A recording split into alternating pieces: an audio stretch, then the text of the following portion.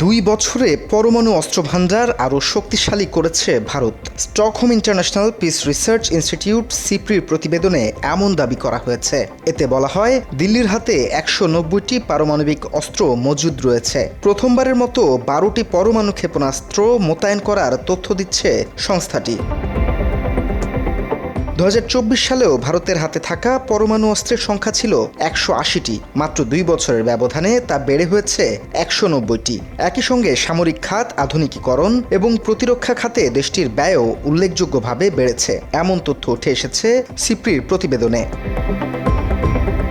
প্রতিবেদনে উঠে এসেছে প্রথমবারের মতো ভারতের পরমাণু অস্ত্র মোতায়েনের খবর। বর্তমানে 12টি পরমাণু বোমা প্রস্তুত রাখা হয়েছে বলে উঠে এসেছে রিপোর্টে। গত বছরও এই সংখ্যা ছিল 0। এর আগে যুদ্ধপ্রস্তুতির অংশ হিসেবে কখনো দিল্লির পরমাণু অস্ত্র মোতায়েনের কোনো তথ্য ছিল না। দেশটির হাতে থাকা নিউক্লিয়ার ওয়ারহেড আলাদাভাবে সংরক্ষণ করা হতো। তবে এবার অপারেশনের জন্য প্রথমবারের মতো তা ঘাঁটিতে মোতায়েন করার তথ্য উঠে এসেছে। মাটির নিচে ভূগর্ভস্থ মিসাইল সংরক্ষণাগার ও নিউক্লিয়ার সাবমেরিনে পরমাণু অস্ত্র মোতায়েন দেশটির উচ্চ পর্যায়ের যুদ্ধপ্রস্তুতির আভাস দিচ্ছে বলে মনে করছেন বিশ্লেষকরা।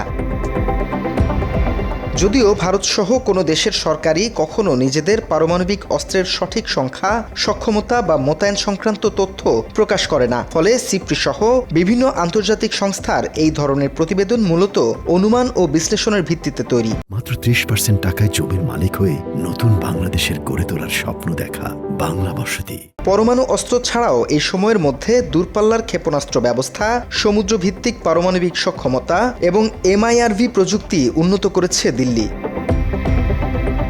প্রতিরক্ষা বিশেষজ্ঞদের মতে, ভারতের পারমাণবিক আধুনিকরণ পরিকল্পনার অন্যতম কেন্দ্রবিন্দু চায়না। আমেরিকার সাথে পাল্লা দিয়ে ও চলমান ভূরাজনৈতিক উত্তেজনায় পরমাণু অস্ত্রের সংখ্যা দ্রুত বাড়াচ্ছে বেইজিং। সিপ্রির সাম্প্রতিক রিপোর্টে দেশটির কাছে 620টি ওয়ারহেড থাকার তথ্য উঠে এসেছে। এছাড়াও প্রতিবেশী আরেক দেশ পাকিস্তানের হাতেও ভারতের প্রায় সমপরিমাণ পারমাণবিক অস্ত্র রয়েছে।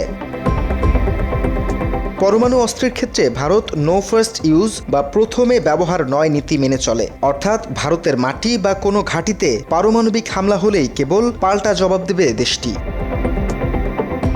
বাংলাদেশ, ঢাকা।